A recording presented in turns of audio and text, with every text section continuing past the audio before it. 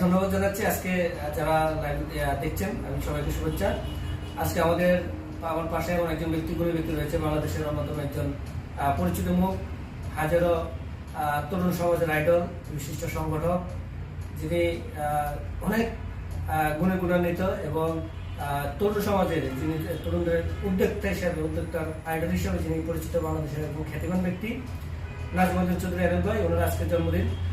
এই জন্মদিন উপলক্ষে আমরা আমাদের বাংলাদেশের যত সংগঠন রয়েছে, আমাদের এশিয়ান নারী শিশু ফাউন্ডেশন সহ আমাদের যত শুভাকাঙ্ক্ষী সকল পক্ষ থেকে আজকে প্রিয় ভাইয়ের জন্মদিনের শুভেচ্ছা জানাচ্ছি।